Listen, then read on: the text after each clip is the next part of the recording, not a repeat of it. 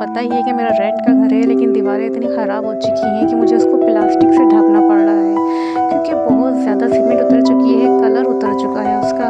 और आपको पता है कि आजकल प्लास्टर करवाना या कलर करवाना एक नया ख़र्चा होता है, और ये ख़र्चा आजकल इस टाइम हम लोग बिल्कुल भी अफोर्ड नहीं कर सकते, क्योंकि फिर किराए के साथ साथ इन चीज़ों को मैनेज करना बहुत मुश्किल है। कि जबकि घर में वालदा भी बीमार, वालदा यानी सास जो है मेरी वो भी बीमार, और बहुत सारी चीज़ें इश्यूज़ इस तरह के हैं कि हम लोग मैनेज नहीं कर पा रहे हैं। लेकिन शुक्र है अल्लाह पाक का कि अल्लाह ताला ने अभी भी इज़्ज़त रखी हुई है और गुजारा हो रहा है। तो बस यहाँ पे मैंने जो हल्की सस्ती वाली प्लास्टिक होती है ना, उसको मैंने समझ बोर्ड से दीवार के ऊपर ऐसे चिपका दिया है कि जब कोई बैठता है तो कलर लगता था बार बार उसके कपड़ों के ऊपर, फिर अच्छा नहीं फील होता कि कोई उठे तो उसके कपड़े हमारी वजह से ख़राब हो रहे हो। कभी कलर, कभी रेत, जो सीमेंट वगैरह निकलती है ना, उससे एक तो गंदगी मुस्तकिल रह रही थी, ऐसा लग ही नहीं रहता है, कमरा साफ़ रहता है। बस शुक्र है अल्लाह पाक का। बस आप दुआ करें कि ये मामला अल्लाह पाक जल्दी ठीक कर दे। इंशाअल्लाह ताला फिर कलर भी करवाएंगे, घर को भी सेट करेंगे। और मेरी अल्लाह ताला से दुआ है, जितनी मेरी बहनें ये वीडियो देख रही हैं, जिन्हें अपने घर की ख्वाहिश है, जो रेंट के घरों में परेशान हैं, या वैसे भी जो चाहती है उनका अपना घर हो, तो अल्लाह रब्बुल इज़्ज़त ग़ैब से ऐसे असबाब पैदा कर दे कि हम सब का अपना घर हो जाए, एक अच्छा प्यारा सा घर, खूबसूरत सा घर, जिसे हम अपनी मर्ज़ी से सजा सकें और संवार सकें। दोस्तों, हमको पता है कि मेरी वालदा, मेरी जो सास अम्मी है वो भी बीमार हैं, और मेरी जो वालदा है वो भी आजकल मेरे पास ही आई हैं, क्योंकि उनकी भी तबीयत ठीक नहीं है। और मैं क्योंकि उनकी बेटी हूँ एक, तो मुझे ज़ाहिर की ज़िम्मेदारी भी मुझे ही उठानी होती है। तो आजकल बस 2 बीमारों को हैंडल करना है हम लोगों ने। घर के काम भी साथ साथ चल रहे हैं। रूटीन तो आप लोग मेरी देखते ही रहते हैं। अब रूटीन में ये शामिल हो गया है कि सास अम्मी का भी अलग से बनाना है, और जो मेरी अपनी वालदा है उनका भी अलग से बनाना है, क्योंकि उनको दाँतों का इशू है। उनके दाँत जो है, रूट कैनाल वगैरह जो होती है वो हो रही है। खाना पीना आपको पता है कितना ज़्यादा मुश्किल होता है। फिर ज़ाहिर एक एज का भी तकाज़ा होता है, बूढ़ी हैं, कमज़ोर हैं, तो फिर उन सब चीज़ों को मैनेज करना होता है। इसके साथ साथ मुझे अपने यूट्यूब चैनल को भी मैनेज करना होता है। इस वजह से आपको पता है मेरी वीडियोज़ भी लेट हो रही हैं। कंटेंट मेरे समझ में नहीं आ रहा होता कि मैं क्या कंटेंट बनाऊँ। तो बस जो घर का मैं काम कर रही होती हूँ वही शूट कर लेती हूँ, और वही आप लोगों से शेयर कर लेती हूँ। और डेली रूटीन में यही होता है।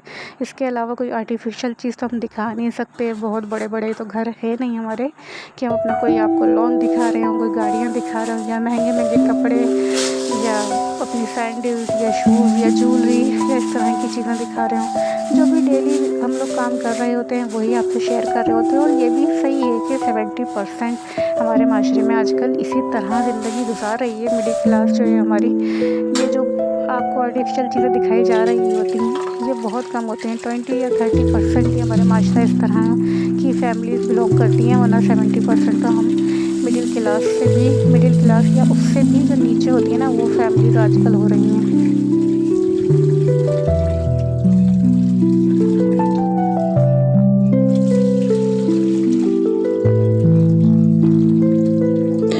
अच्छा, साबूदाना जो है मैं अम्मी की वजह से भिगो चुकी हूँ उनको। साबूदाना मैं उनको बना के दूँगी। और यहाँ जो है मैं दाल जो वॉश करके ये भी भिगो रही हूँ। आज दाल चावल बनने हैं, तो सास अम्मी जो हैं वो दाल चावल हमारे साथ ही खा लेंगी, क्योंकि उनको मिर्चें वगैरह कम खानी होती हैं, तो हम भी कम ही यूज़ करते हैं। तो इसके साथ साथ दाल भी बन जाएगी। तो यहाँ मल्टीटास्क हो रहे हैं, ज़ाहिर सी बात है। अब इतने सारे काम मुझे सुबह जल्दी जल्दी मैनेज करने होते हैं, तो कोशिश करती हूँ मैं एक साथ सारे जो भी मुझे खाना वगैरह पहला बनाना है, सबसे पहले वो रेडी कर लूँ, क्योंकि खाना बन जाए तो आपकी आधी टेंशन तो यूँ ही ख़त्म हो जाती है। तो यहाँ एक तरफ जो है वो मैं दाल चढ़ा दूँगी, और दूसरी तरफ जो है वो साबूदाना जो है वो पकने के लिए रख दूँगी। अच्छा, इस दाल की एक टिप मैंने आपको पहले भी बताई थी, अगर आपको याद हो, कि दाल एकदम स्मूथ, बिल्कुल गाढ़ी बनाने के लिए, कि जिसमें दानेदार ना हो, बिल्कुल स्मूथ सी बने। तो उसके लिए आपने क्या करना है, 1 चम्मच ऑयल डालना है और हल्दी डालनी है। बस ये दोनों चीज़ें डाल के, और दाल को जो है वो ढक के रख दीजिए, यानी बिल्कुल स्लो आंच पे रख दीजिए, लो फ्लेम पर। उसके बाद आपने क्या करना है, जब दाल बिल्कुल स्मूथ हो जाएगी ना, आप खुद देखेंगे, आप बार बार खुद ना चम्मच चलाएं ना कुछ करें, आप अपने दूसरे कामों करने लगें।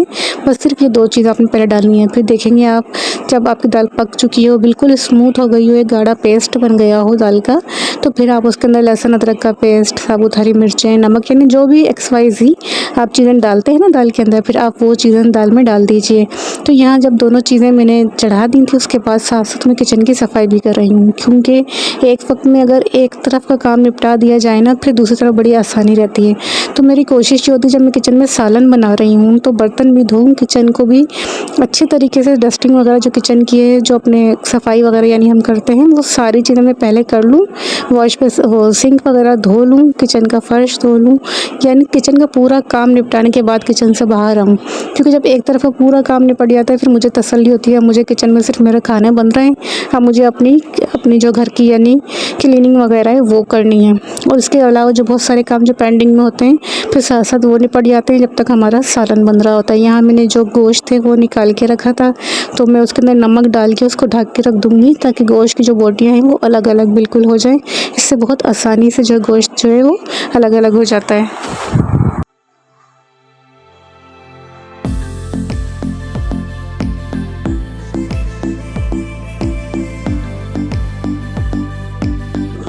यहाँ किचन में जो है वो अपने मैं सालन वगैरह चढ़ाकर किचन को साफ़ करके कमरे में आई थी क्लीनिंग करने के लिए।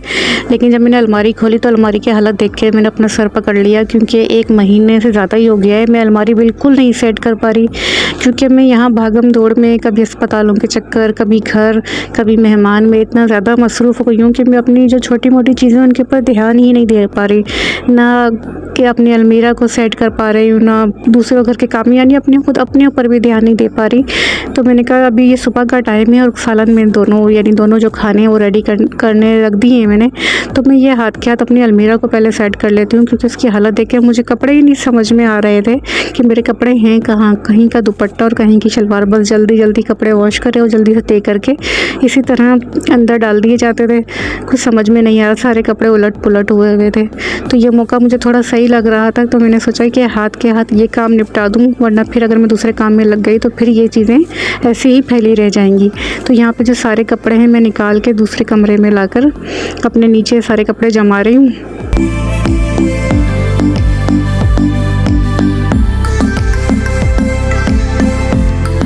अलमारियाँ कितनी भी बंद क्यों ना हो, लेकिन उसके अंदर डस्ट पता नहीं कहाँ से आ जाती है। तो यहाँ सारे कपड़े मैंने बाहर ला के पहले रखे, तो फिर अलमारी को हल्का सा स्प्रे करके और फिर मैंने अच्छे तरीके से कपड़े को उसको साफ़ किया था। तो मिट्टी काफ़ी ज़्यादा अलमारी में जमा हुई हुई थी, तो उसको सब साफ़ करके फिर मैं यहाँ कपड़े तय करने बैठी हूँ कि जब तक जो यानी थोड़ी सी भी नमी होगी वो जब तक साफ़ हो जाएगी। साफ़ कपड़े से भी मैंने उसको दफ़ा साफ़ कर दिया है अलमारी के जितने भी खाने हैं, ताकि कोई नमी बाकी ना रहे। लेकिन ये है कि जब तक ये कपड़े तय होंगे यहाँ पर मैं अपने कपड़े सेट करूँगी, वहाँ जो अलमारी की नमी भी ख़त्म हो जाएगी और उसकी यानी साफ़ सुथरी भी जो अलमारी है वो हो जाएगी, ताकि मैं अपने कपड़े जो है वो आराम से दोबारा वहाँ पे सेट कर सकूँगी।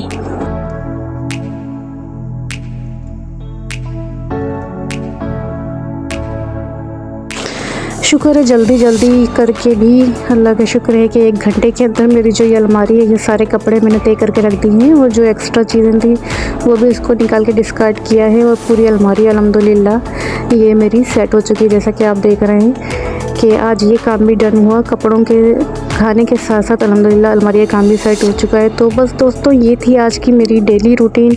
इसके अलावा इसके बाद मैंने घर की सफाई वगैरह की। तो बस दोस्तों वीडियो में कुछ भी अच्छा लगा हो तो वीडियो को लाइक कीजिएगा, चैनल पर नए हैं तो सब्सक्राइब ज़रूर कीजिएगा। इंशाल्लाह मिलते हैं नेक्स्ट वीडियो में, तब तक के लिए इजाज़त दीजिए। अल्लाह हाफिज़।